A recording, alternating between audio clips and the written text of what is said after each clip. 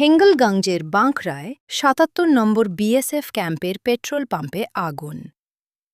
হেঙ্গলগঞ্জের ৭৭ নম্বর ব্যাটালিয়নের petrol পাম্পের ঘরে জাহাজের তেল দিতে গিয়ে শর্ট সার্কিটের ফলে মৃত এক বিএসএফ। নাম রাম সিং। খবর পেয়ে ফায়ার ব্রিগেড ও হেঙ্গলগঞ্জ থানার পুলিশ তড়িঘড়ি ঘটনাস্থলে গিয়ে আগুন নিয়ন্ত্রণে আনে। পরে মৃত জওয়ানকে উদ্ধার করে বসিরহাট জেলা হাসপাতালে পাঠানোর ব্যবস্থা করা হয়।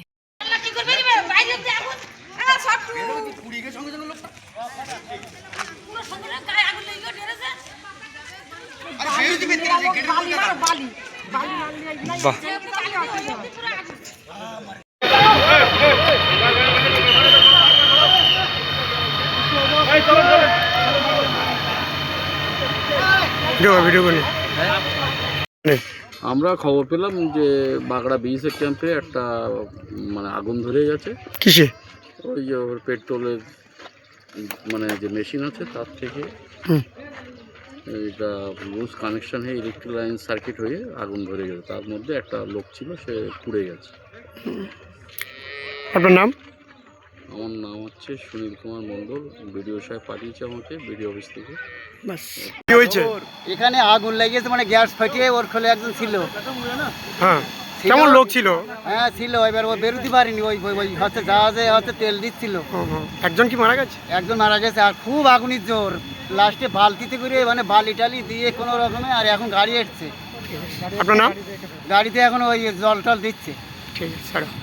কি হলো হঠাৎ সকালে এই ক্যাম্পের মধ্যে? 9:30 নাগাদ একটা শব্দ হয়। আমরা বাড়ি থেকে এসে দেখি আগুন লেগে গেছে পেট্রোল পাম্পে, এবং পেট্রোল দিচ্ছিল শুনলাম বিএসএফ জওয়ান ঘরের ভিতর থেকে পেট্রোল দিচ্ছিল বিএসএফের জাহাজে।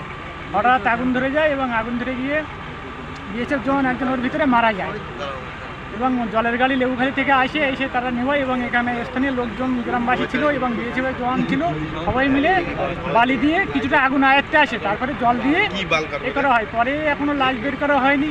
ওর ভিতরে একজন আছে বিএসএফ জওয়ান, এবং বয়স কখন হয়? 9:30 10টা নাগাদ। এবং এই জওয়ান ছিল ভালো, আমাদের সঙ্গে চেনা পরিচিত, সবার সঙ্গে আলাপ পরিচয় করতো, কথাবার্তা বলতো ভালো। পাম্পে? পেট্রোল পাম্পে। হঠাৎ আগুন লেগে যায়, সবাই গ্রামবাসী আসে এবং বিএসএফ জওয়ান সবাই মিলে বালি দিয়ে কিছুটা আগুন আয়ত্তে আসে। পরে জলের পাম্প গাড়ি আসে। আপনার নাম কি? অবনী কৃষ্ণা।